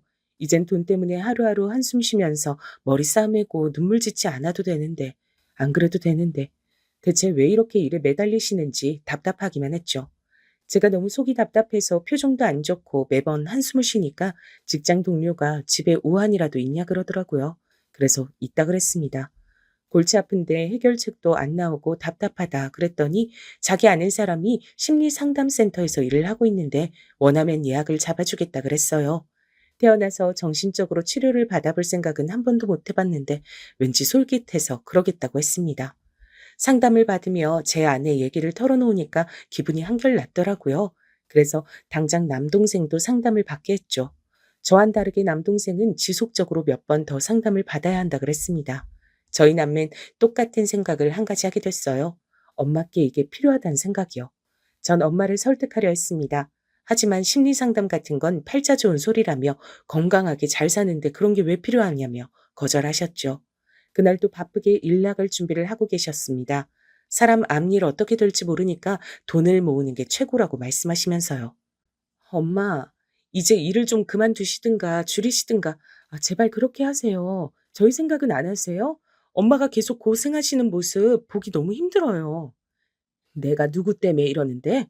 자식 새끼들 위해서 이러고 사는데 네가 그런 말 하면 안 되지. 그리고 네 아버지 그렇게 된 것 봐라. 사람 인생 한순간에 잘못되기도 하는 거야. 갑자기 내일 사고가 나서 두 다리를 잃을 수도 있는 게 인생이지. 사지 멀쩡할 때 한 푼이라도 벌어놔야 내가 자식 새끼들한테 도움이 되고 짐이 안 될 수 있어. 엄마, 만약에 진짜로 내일 인생이 끝난다고 하셔도 이렇게 사실 거예요? 아니잖아요. 진짜로 그렇다면 마지막 하루는 자식들과 오붓하게 보내시겠죠. 엄마 말씀처럼 인생 어떻게 될지 모르니까 너무 그렇게 무거운 짐을 지고 살지 마세요. 그 짐, 이젠 제가 나눠주면 되잖아요. 저 아직도 마냥 어린 학생 아니에요. 저 사회인이에요. 그러니까 제발 어머니가 지신 짐을 좀 내려놓으세요. 저의 간절한 호소에 엄마께선 마지못해 일단은 상담을 받으러 가겠다고 하셨고요. 그 결과 엄마께선 누구보다도 아버지의 죽음으로 후유증을 가장 크게 겪고 계시다는 게 드러났어요. 공허함을 어떻게 마주해야 할지 몰라 자꾸만 일만 하시려 했던 겁니다. 저희 세 식구 서로 부둥키 안고 울었네요. 그 후로 엄마께선 자식들을 위해 앞만 보고 달려오시던 걸 내려놓으시고 옆도 보고 뒤도 보셨죠. 식당에서 계속 함께 손발을 맞추며 일을 하셨던 동료분이 손주가 태어나서 할머니가 되셨다는 소식을 함께 즐기기도 하셨고요. 시간 내서 아기를 보러 가봤는데 너무 이쁘더라.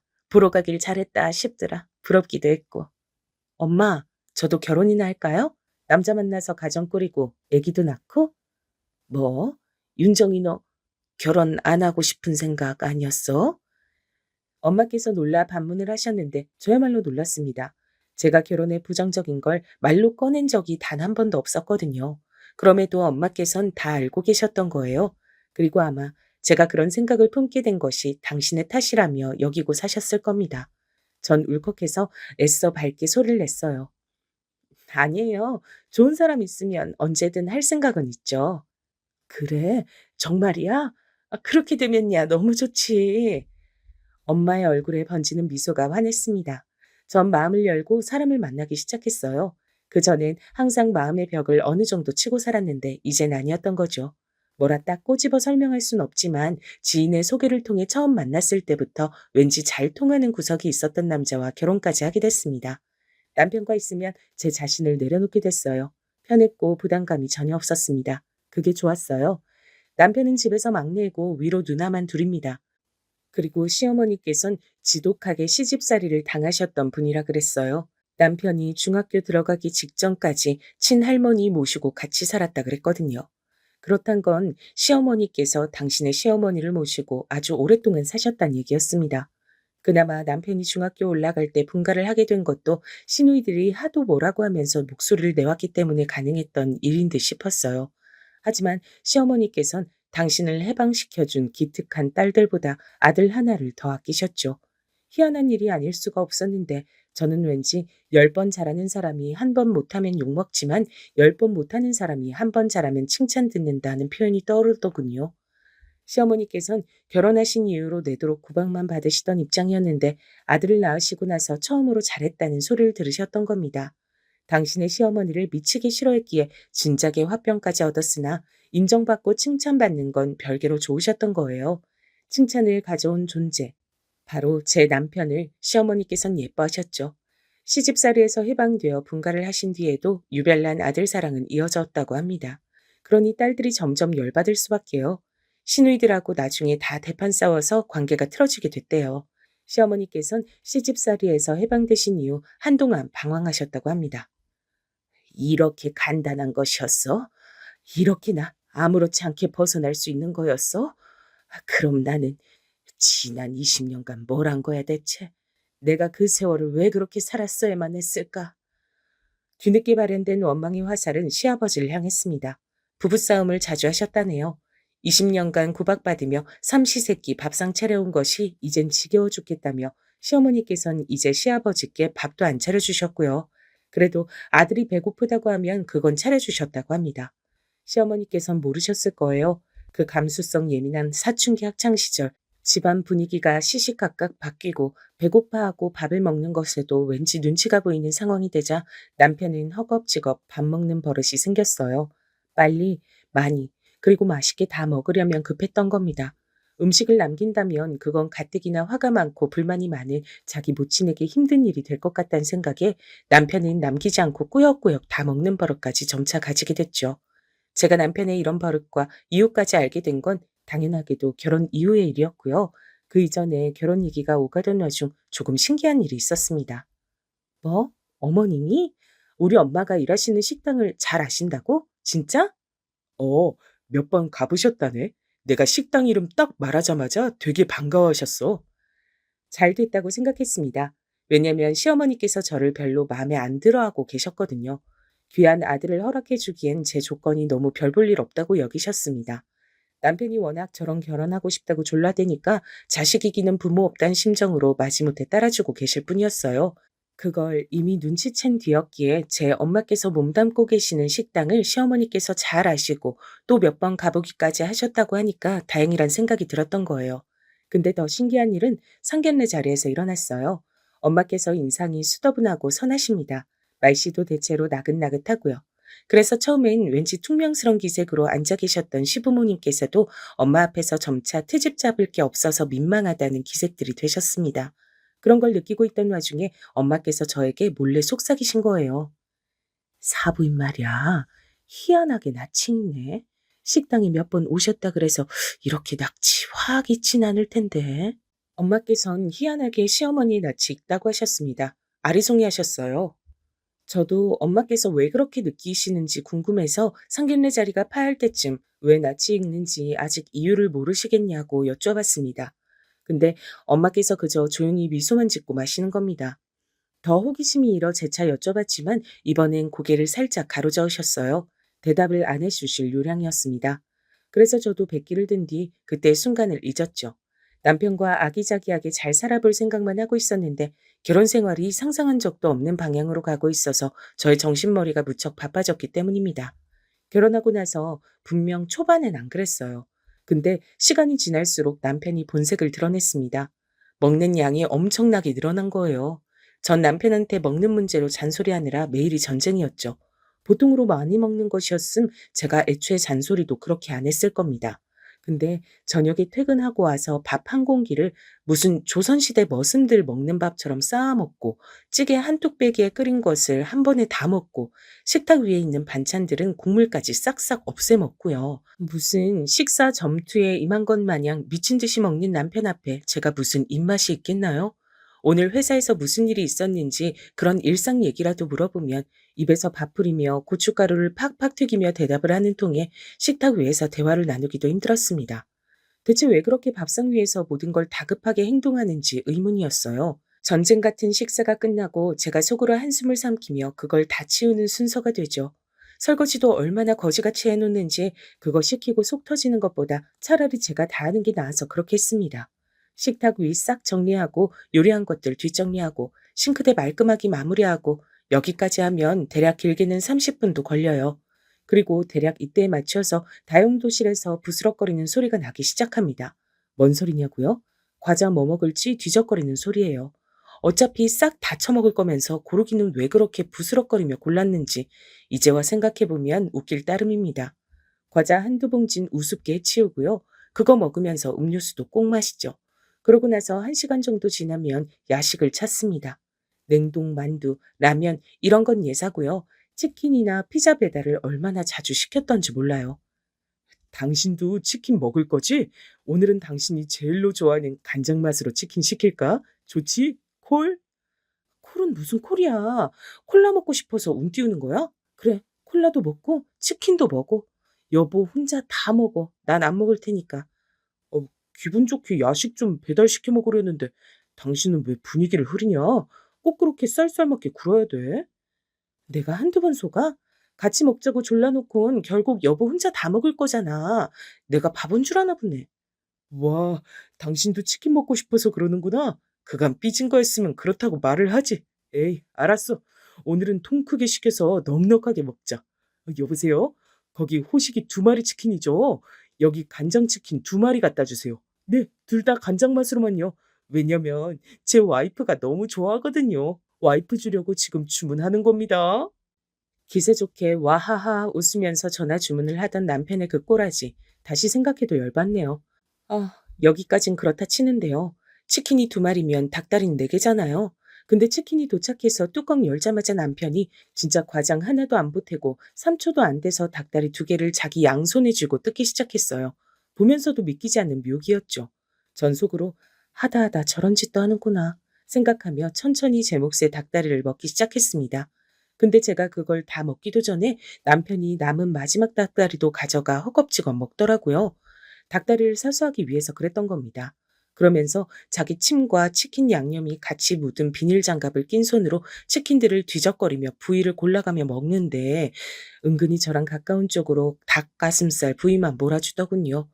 어쩜 그렇게 딱 보기만 해도 퍽퍽한 살을 감지해내고 빠른 속도로 제 앞으로 분류를 해줬는지 직업을 그쪽으로 잡았어야 했던 남자예요.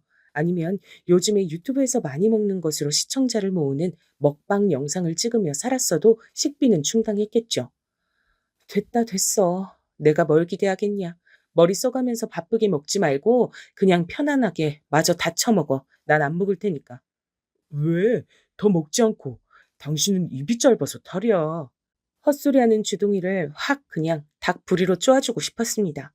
개걸스럽게 치킨 2마리를 다 해치우고선 그 늦은 밤에 속이 너무 느끼하다면서 라면물을 가스레인지에 올려놓던 모습은 정말 공포 그 자체였고요. 근데 어떻게 제가 제정신으로 결혼 생활을 하겠나요? 미칠 것 같았어요. 남자일은 남자가 잘 알 것 같아 남동생에게 도움을 청했습니다. 그랬더니 남동생이 자기 생각엔 제 남편의 체형을 보면 타고난 돼지는 아닐 거라 그랬어요. 그렇다고 운동량이 많은 사람은 아니니까 식단에 구멍이 있을 수도 있다고 하는 겁니다. 이게 뭔 소린가 싶었지만 혹시나 해서 남편에게 확인해 봤는데 정말로 맞았어요. 남편은 어느새 회사에서 점심을 안 먹고 있었던 겁니다.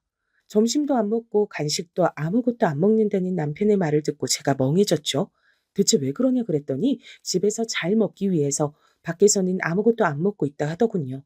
정상이 아니다 싶었고 남동생의 조언에 따라 저희 가족이 큰 도움을 받았던 심리 상담을 남편도 받게 했어요. 그러다 알게 된 것이었죠. 집에서 먹는 밥에 남편이 병적으로 집착하고 다급해하는 이유는 말입니다. 학창 시절에 그런 나날을 보낸 것이 나이가 들어서 더 심한 증세를 보이는 것이었어요. 가만히 보니까 연애할 때도 당연히 밖에서 식사를 했는데 남편은 전혀 식탐을 안 부렸거든요. 먹는 속도도 많이 급하진 않았고요. 집이라는 공간에서 먹는 것에만 그렇게 굴었습니다. 상담을 받고 난 뒤 남편은 충격에 휩싸였어요. 그때까지 남편은 집에서 밥을 허겁지겁 먹을 때마다 시어머니로부터 복스럽게 잘 먹는다란 소리를 들어왔을 뿐 타박이나 지적을 받은 적이 한 번도 없었다고 그러는 겁니다. 오히려 시어머니께선 더 먹으라며 항상 이것저것 챙겨주려고 드셨다네요. 나는 내가 이상하다는 인식조차 못하고 있었는데 너무 창피하다. 앞으로 정신 차리고 밥 먹을게. 오래된 버릇이라 당장 고칠 엄두는 안 나는데 어떻게 바뀌어야 할지 막막하긴 해. 밥상에 시계를 두고 그거 보면서 천천히 먹을까? 그래, 괜찮은 생각 같아. 그렇게 해보자. 그리고 내가 당부하고 싶은 게 있는데 배가 고프지 않을 땐 굳이 먹지 않기로 해. 배가 고프면 속에서 꼬르륵 소리가 나잖아? 이건 배가 고프단 신호일 뿐만 아니라 내부가 휴식을 취했고 청소가 됐다는 신호기도 해. 꼬르륵 소리는 그러니까 어찌 보면 정말 반가운 신호인 거야. 이걸 들을 기회가 없이 산다는 건 말이 안 되지. 알았어. 배가 고픈 상태가 아니라면 굳이 음식 먹지 않기. 식탐 부리지 않기로. 내가 한번 마음 굳게 먹고 따라볼게. 나도 내가 정상이 아니란 걸 정확히 알았으니까 미래를 위해서라도 독하게 바뀌어볼 거야. 남편의 식탐을 처음 마주했을 땐 진짜 막막했는데 본인이 의지를 밝혀주니까 너무 안심이 됐고 저희 부부 사이가 더 끈끈해진 듯 싶었어요. 그 후로 제가 남편의 식단 관리를 제대로 해주기 시작했죠. 과자 같은 주전부리로 허기를 달래는 습관도 고쳐주고 싶어 집에는 일전 그런 것들을 안 들여놨습니다. 건강하게 식단 관리를 하는 중이라니까 엄마께서 저희 부부 먹으라고 반찬을 보내주셨어요. 간이 슴슴하고 기름기가 없는 건강한 반찬들 뿐이었습니다. 근데 며칠 뒤 시어머니께 연락이 왔어요. 우리 아들이 요새 풀떼기만 먹고 있다면서? 이게 어떻게 된 일이니? 아, 못 들으셨어요? 저희 건강식으로 관리하는 중이라서요. 먹는 양부터 확 줄이면 안 될 것 같아서 그 메뉴 자체를 건강식으로 짜고 양껏 먹은 뒤에 적응되면 먹는 종류를 가르친 한테 양을 적게 먹는 것으로 가볼까 해요. 대관절 뭐라고 짓거리는 거야? 하나도 알아들을 수가 없네. 아주 영양사나 없이 없어. 너 쓸데없는 짓거리 하지 말고 우리 아들이 좋아하는 거나 해줘. 그게 뭐 어렵다고 난리야? 좋아하는 것만 먹으려면 튀김만 먹어야 되는데. 어머님, 그건 좀 아니잖아요. 저희 나물 반찬 맛있게 잘 먹는 중이에요. 말로는 그렇다고 하더라. 그래서 내가 더 열이 받아. 네가 뭔데 우리 아들을 조종해? 우리 아들이 너보다 더 잘 버는 거 알아 몰라? 네, 당연히 알죠. 근데 뭘 믿고 까불어? 우리 아들을 제대로 꼬아내서 네 입맛대로 주무르고 살려는 모양인데 너 어디 두고 보자. 내가 가만 안 둘 테니까. 시어머니께서 표독스럽게 선언하시는 앞에 뭐라고 드릴 말씀이 없었습니다. 남편에게 이런 대화가 있었다고 그냥 고스란히 전해줬어요. 그랬더니 남편이 제가 보는 앞에서 바로 시어머니께 전화를 걸더니 이렇게 말했습니다. 아, 엄마 제발 오바 좀 하지 마세요. 창피하단 말이에요. 나 잘 지내고 있는데 왜 혼자 오바하셔? 미치겠네. 그랬더니 시어머니께선 이후로 잠잠하셨어요. 하지만 몇 주가 흘렀을 때 저녁에 쓰레기 버리고 잠깐 산책하던 와중에 전화를 받았습니다. 네가 이겼다고 생각하고 있겠지? 얄미운 년. 어머님 술 드셨어요? 취하신 것 같은데요. 닥쳐! 주제 파악하고 제발 고개 아래로 쳐박고 살아. 나도 그랬으니 너 역시 그래야지. 시어머니의 술주정까지 들어야 한다니 정신이 아득해졌습니다. 엄마께는 고지고대로 말씀을 못 드렸어요. 걱정하실까 그랬습니다. 이제 엄마의 인생엔 걱정, 근심 이런 게 제발 없었으면 했거든요. 그래서 시어머니와 잘 지낸다고 항상 그렇게만 말씀드렸죠. 하지만 실상은 잘 지내고 있지 못했습니다. 남동생이 슬슬 결혼 얘기를 입에 올리고 있을 때였어요. 그 얘기를 듣고 제가 누나로서 당연히 힘을 실어주고 싶었습니다. 일단 결혼 준비하려면 이것저것 돈 들어갈 때가 많을 테니까 500만 원을 보내줬어요. 어릴 때부터 저의 아픈 손가락이었던 남동생이 결혼 준비를 한다는데 절대 못 내어줄 금액이 아니었습니다. 근데 남편이 시어머니께 이 사실을 전하다가 말을 약간은 애매하게 한 거예요. 그래서 우리가 돈 500만 원은 일단 보태줬어요. 시어머니께서 당장 거품 무셨습니다. 저한테 따지시더라고요. 네가 뭔데 우리 아들 돈을 쓰냐면서 난리를 치셨어요. 그거 제 계좌에 제 돈이었고요. 어머님만의 우리 아들이 아니고 제 남편이기도 합니다. 똑바로 아시고 말씀해 주시면 감사하겠습니다. 따박따박 말대꾸하는 것 좀 봐. 기가 세서 우리 아들을 꽉 누르고 살겠구나. 무서운 것. 반박하실 말씀이 없으니까 괜히 그러시더라고요. 제가 좀 열이 받았죠. 남편이 집에서 먹는 밥에 병적으로 집착하는 문제와 그래서 식단 조절을 함께 하고 있다는 것. 애초에 그렇게 된 건 시어머니 때문이라는 얘기를 다 해버렸습니다. 그랬더니 시어머니께서 노발대발하시며 저에게 쌍욕을 하셨고요. 어찌나 머리가 지끈거렸던지요. 마음도 편치 못했고요. 시어머니께 너무나 무례했나 싶은 생각도 들어 한동안 심란했습니다. 제 기분을 알아채신 친정엄마께서 식당 가시기 전에 들러 직접 반찬을 주고 가겠다고 하셨어요. 겸사겸사 제 얼굴을 보려고 하신 거죠.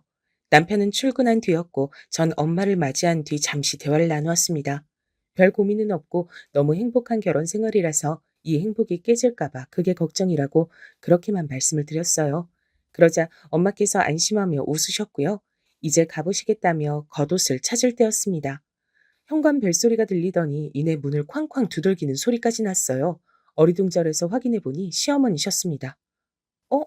어머님, 연락도 없이 이 시간에 웬일이세요? 왜? 내가 못 올 때 왔니? 아니면 찔리는 게 너무 많아서 그러니? 네? 둘 다 아니에요. 대체 무슨 일로 이러시는지 모르겠네요. 몰라? 몰라? 너, 우리 아들한테 오늘 아침밥 차려줬어? 안 차려줬어? 너 오늘 휴가라면서 하루 종일 판판히 놀 일밖에 없는데 아침에 밥 하나 차리는 게 그렇게나 힘들던? 아, 그게 어젠 저희가 간만에 야식을 먹어서요. 속이 살짝 부대끼는 것 같아서 아침밥은 건너뛰었습니다. 또. 네가 영양사야 뭐야? 네가 어디서 감히 건방지게 내 앞에서 선생질을 하려고 들어? 어차피 근본 하나 없는 집안의 씨인 것을 내가 뻔히 다 아는데 창피한 줄도 모르고 고상한 척을 해? 이 발칙한 년! 시어머니께선 크게 외치신 뒤 제 뺨까지 치셨습니다. 순식간에 벌어진 일에 제가 당황하고 있던 바로 그때였습니다. 친정엄마께서 빠르게 다가오시더니 그대로 시어머니의 뺨을 치셨죠. 헉, 사돈? 여기 와 계셨어요? 지금 이게 뭐 하는 짓이에요? 시애미가 며느리 교육하고 있는데 어딜 끼어드세요? 교육은 무슨, 듣자하니 시집살이 호되게 당하며 사셨다던데 당한 만큼 똑같이 갚아주고 살고 싶어서 근질근질 하신 것뿐이겠죠. 내가 역시 이럴 줄 알았지. 근본이 더러운 사람이라 절대 괜찮은 시어머니가 되지 못할 것 같았는데 역시나였어. 뭐라고요? 근본이 더러워? 이 모녀가 쌍으로 미쳤나? 친정엄마께서 그렇게 싸늘하게 구시는 것을 처음 봐서 제가 놀랐습니다. 그리고 발작하시는 시어머니를 떼어놔야 일이 크게 안 번질 것 같았어요. 그래서 억지로 시어머니를 돌려보냈습니다. 엘리베이터를 타시면서도 가만히 안 두겠다고 중얼거리며 씩씩거리셨죠. 엄마께선 피식 웃으셨습니다. 나야말로 댁을 가만히 안 둘 거야. 윤정아, 이젠 네 시어머니 되는 저 인간의 진면목을 밝힐 때가 온 것 같구나. 전 제가 잘못 들었나 싶었습니다. 진면목이라니. 그런데 정말 엄청난 사실이 감춰져 있던 거였어요. 시어머니께선 바로 친정엄마께서 일하시는 식당에 불륜 상대와 몇 번 오셨던 겁니다. 엄마를 향해서 불륜을 권하던 미친 손님이 바로 시어머니셨어요.